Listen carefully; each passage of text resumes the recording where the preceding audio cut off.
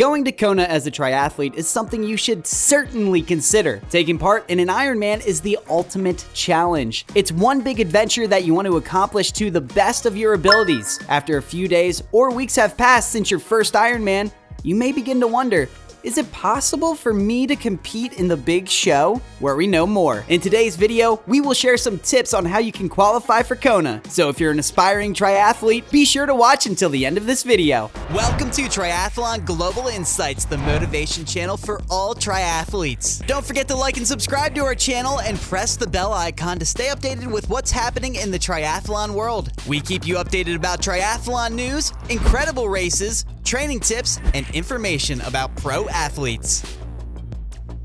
The IRONMAN World Championship in Kona is the most difficult event to qualify for. Thousands of age-range triathletes begin the year hoping to qualify for the Olympics, but only a small percentage of them make it to the starting line. So you may be thinking, how difficult is it to earn a spot in Kona? Only 2,000 triathletes make it to the start line out of 100,000 who attempt to qualify. That is 2% of the total. Every Ironman race globally has at least one qualifying position for each age category. Depending on the number of registrations and the age group, a race may have more slots. Because the 35 to 39 and 40 to 44 age groups are often the most populous, they have the most qualifying seats. So, while you don't have to win your age group to qualify, winning does increase your chances. So, which races do you think will provide you with the best chance of qualifying? It's a good idea to choose a race around the same time as Kona. You'll be able to compete against a smaller field because all of the Kona qualifying athletes will be absent. 2 to 3 weeks before or after Kona,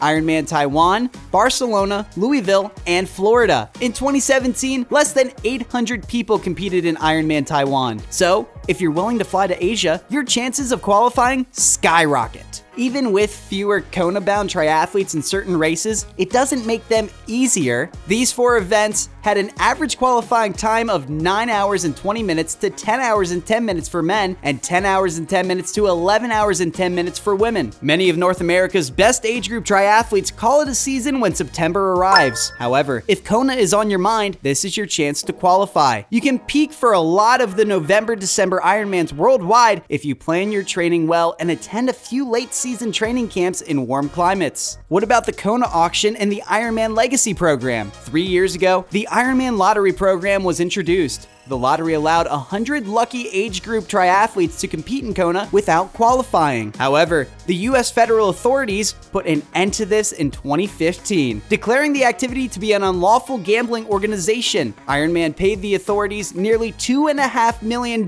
without admitting any wrongdoing. There is, however, the Legacy program. In 2012, it was established as a means to honor Ironman's most devoted racers. If you finish 12 full-distance Ironman events over your career, you may be one of 100 triathletes invited to Kona. To be eligible, you must have the following. A minimum of 12 Ironmans have been completed. This does not include challenge races or other brands. Never competed in an Ironman World Championship before.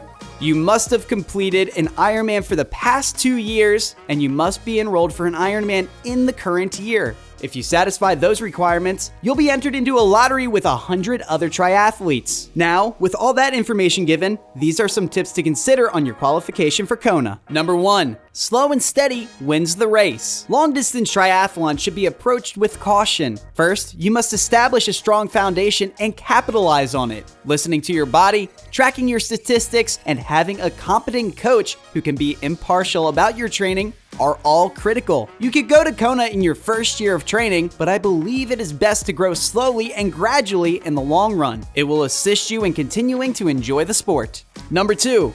Concentrate on the appropriate disciplines. Spend time practicing in whatever discipline will provide you with the most benefits. Focusing on things that you don't like can sometimes be beneficial, and other things take a long time and yield little benefit. For example, I'm a bad swimmer, and going to the pool takes a long time. These are judgments that should be made with caution. Number 3. Consult a coach. It's critical to have a coach who can take a step back and assess the situation. If you're slacking or something happens in your life that prevents you from exercising, a coach will calm you down and help you find a solution. If things are going well and you have lots of time to work out, a coach can assist you to hold back so you don't overextend yourself. Number 4. Some people have a tougher time qualifying. It's quite difficult for some persons and age groups to qualify. Women have a tough time qualifying since fewer women are racing in Ironman competitions. Typically, this implies that each age group has just one place available. There are a lot of spaces in various male age categories. You may still qualify if you placed second, third, or fourth. On the other hand, women will not be considered if they finish second. Number 5.